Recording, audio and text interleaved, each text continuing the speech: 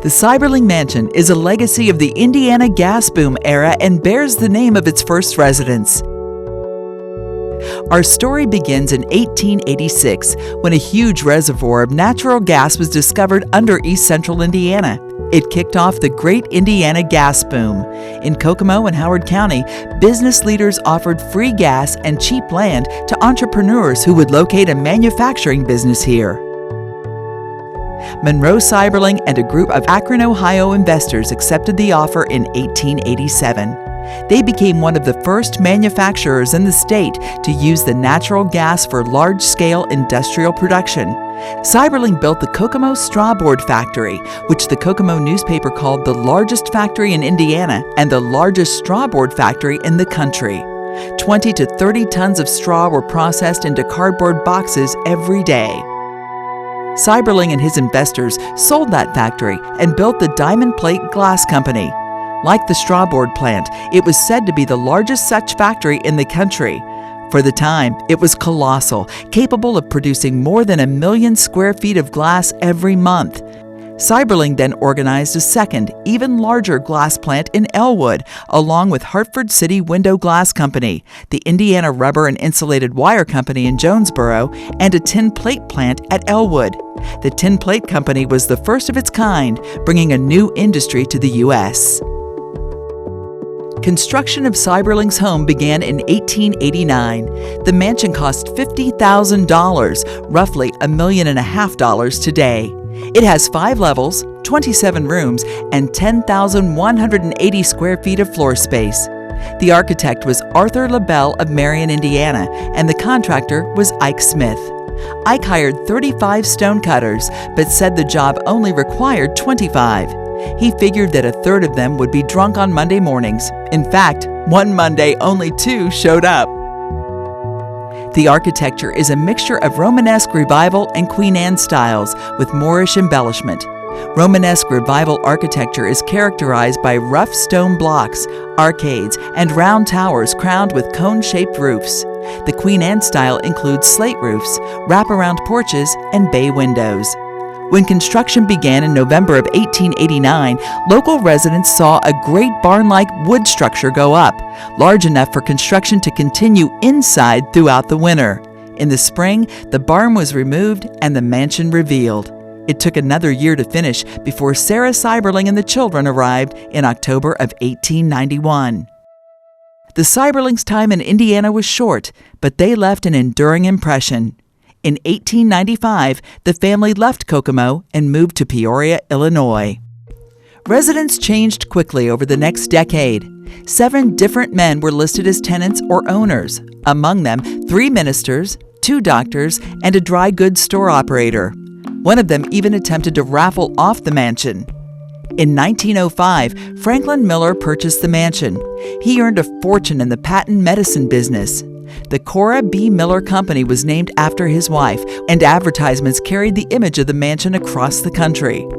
Miller was also a real estate developer and once owned a large portion of downtown Kokomo. In 1931, he donated land to the city for a park which became Kokomo Beach. He also donated land for Memorial Park Cemetery. The Millers lived in the mansion until 1914, then sold it to George Kingston, who owned the home until his death in 1946. Kingston had become wealthy, manufacturing carburetors for the Model T built by his friend, Henry Ford. When the GI Bill went into effect in 1944, college enrollment began to grow dramatically. Indiana University bought the mansion from the Kingston estate. Its rooms were converted into offices and classrooms. The adjacent Elliott House and its carriage house were added in 1951, and the 4 buildings served as the IUK campus until 1964. After IUK moved to its new campus on South Washington Street, the mansion sat empty for 7 years and fell into disrepair. Falling trees, broken windows and slates, rain and ice led to water leaks. Vandals and pigeons added to the damage. Community leaders had a choice: condemn the building or bring it back to life. The Howard County Historical Society argued for a new life.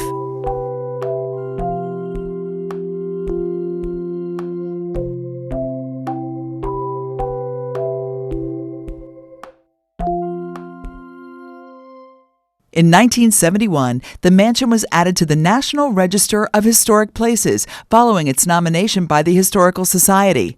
And in August of 1973, Howard County Museum formally opened in the Seiberling Mansion. Since then, extensive work has continued, including the installation of a complete climate control system, restoration of the ballroom, interior redecoration to a more appropriate Victorian appearance, and replacement of the slate roof. Today, the mansion offers a glimpse into its past, its occupants, and our county history. The mansion's first guests arrived in horse-drawn carriages. The teams would pull up under the porte cochere. The drivers would tie the horses to a set of iron rings still found in the wall. Guests would see the same curved brick columns supporting the roof of the wraparound porch, the same heavy sandstone blocks, and the same stained glass windows and entry doors. In the foyer, the door's beveled glass is original. The stained glass windows are from Kokomo Opalescent Glass, the oldest continuously operating local business. The fireplace, benches, and overhead arch make up a modified inglenook, a common feature in Victorian homes. The grand staircase is a defining feature of the first floor. Two Seiberling daughters descended those steps for their weddings in the parlor. The newel post lamp at the bottom of the staircase is the only original lamp left in the house. It was returned during the 1972 restoration. 3 huge pocket doors separate the East Tower, South Tower, and music room from the foyer and each other. Their brass hardware carries a Moorish design, and the wood matches the different trim of each facing room. The South Tower room has curved windows and oak woodwork. The extravagant trim varies from room to room on the first and second floors, with different designs and carvings, different woods, and different finishes. The wide plaster trim around the upper walls is a typical Victorian feature. The southeast room, now interpreted as a music room, has butternut woodwork and original gold-colored trim around the ceiling and walls. The East Tower room is a parlor. It has rounded bay windows and walnut woodwork. There's an unusual curved door with a curved glass window that accesses the front porch and another door to the back porch. They offer easy access and a pleasant breeze in the summer. The dining room has an elaborate walnut frame and panel ceiling. Its dramatic keyhole window is surrounded by exquisite half-moon sections of stained glass, manufactured at Kokomo Opalescent Glass and restored by their artisans. The original fireplace was dismantled during the IUK period. An appropriate mantel was found in 2003 and installed in the original location.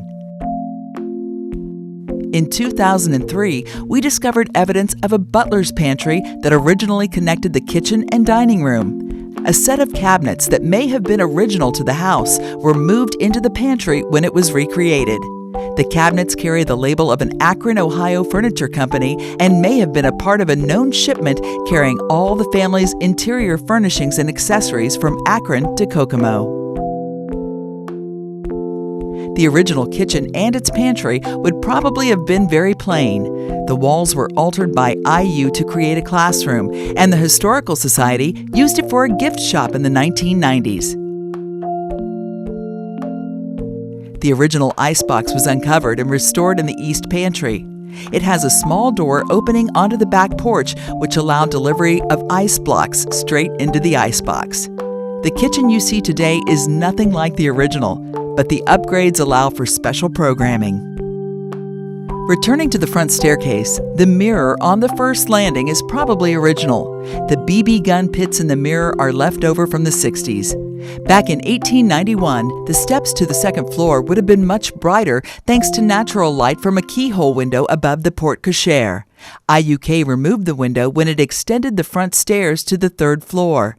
The stained glass square now displayed in the stairway is an original part of the keyhole window and was discovered in the attic in 1972. The second floor was more a private family living area, consisting of up to 7 bedrooms. They served IUK as classrooms, and some of the rooms were a caretaker's apartment in the 70s and 80s. Many of the rooms had a fireplace with a beautiful carved mantel. Each fireplace was faced with ceramic tile in complementary colors. The maple and oak floors are bordered with intricate parquet patterns of walnut, butternut, cherry, maple, and mahogany. The designs vary and complement the different wood trim of each room. The front west bedroom is interpreted as a child's room, although the original use is not known. It contains a beautiful stained glass Art Nouveau-style window referred to as Lady of the Lake. The window originally graced the northeast bathroom. Around the room, you'll see oak woodwork, the parquet floor border, a restored corner fireplace, and a sampling of historical toys from Howard County. The South Tower room, often called the walnut bedroom, has black walnut woodwork, a set of 4 curved windows, and an exquisitely tiled walnut fireplace. The curved radiator was installed years after the Seiberling family left. This was likely the bedroom of Catherine Seiberling. The only known photograph of the original interior of the mansion is on display here, showing Kate seated at a desk in front of the curved windows.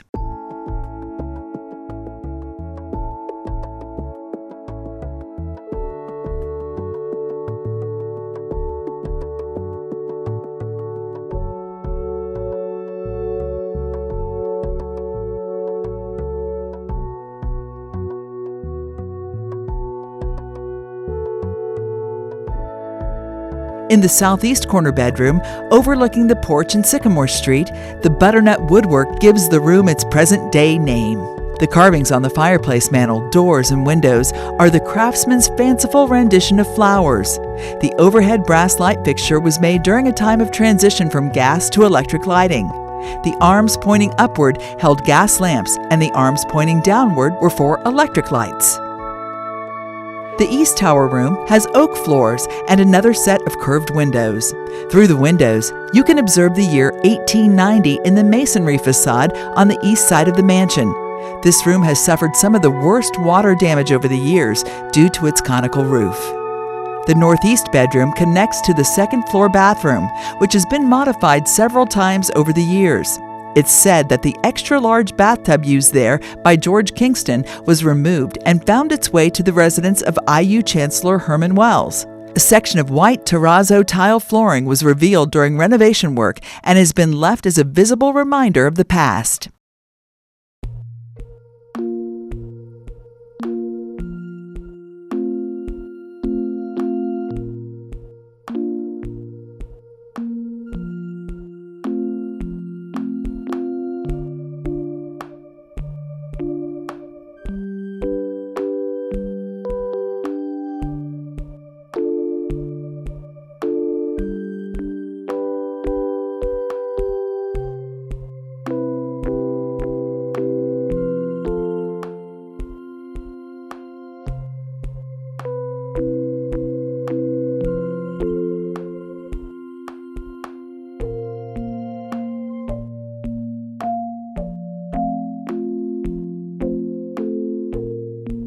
Across the hall and to the west is the mural room. The 1972 restoration revealed these 4 hand-painted murals, a legacy of George Kingston. During the IUK period, large chalkboards had been mounted over them. They were meticulously restored in 1973. The murals celebrate Kingston's love of the outdoors, fishing and boating. One part could be a depiction of Henry Ford's cabin in northern Michigan. Ford was a friend, business associate, and an occasional guest in the mansion.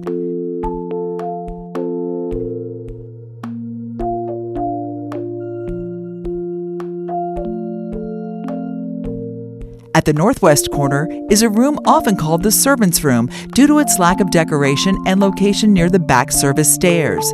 This room now displays the museum's collection of locally manufactured glass, including Jenkins, Greentown, and Kokomo Opalescent.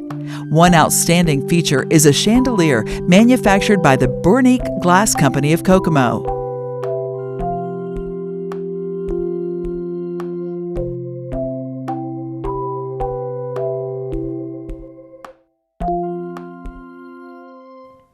This is the third-floor ballroom, a feature in stately homes of the period. It was probably used for social events, but the Kingston children used it for roller skating, and their father George converted it to a billiard room. It provided IUK with classroom space. At the south end is a raised platform that may have been a stage. Severe water damage has led to several bouts of renovation in the ballroom, including total replacement of the floor in 1988. Just beyond the stage is a pillared arcade with its iconic acorn-shaped roof. Guests could step outside to enjoy some fresh air and relish the view. The door and windows would have provided airflow and a light breeze through the rest of the house on a hot summer day. The rotunda door is probably original. The stained glass windows are not.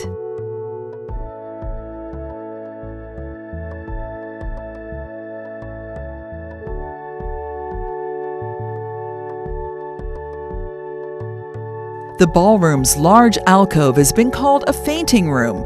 In the late 1800s, women suffering from tight corsets, heavy dresses, or summer heat could rest and find relief in such a room.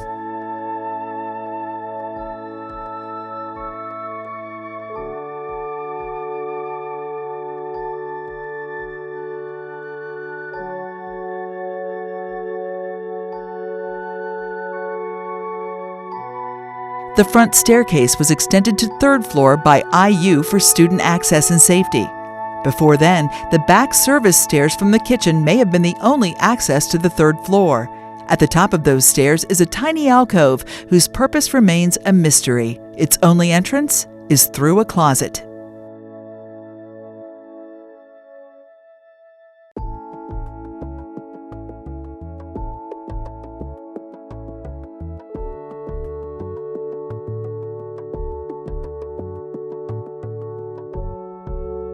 This concludes our video tour of the Howard County Historical Society's biggest and most beautiful artifact, the Seiberling Mansion. A booklet entitled Mr. Seiberling's Mansion has more information about the home and is available for purchase. If you have questions or want a copy of the booklet, the museum host will be happy to help. We hope you enjoyed your visit to the Seiberling Mansion and Howard County Museum.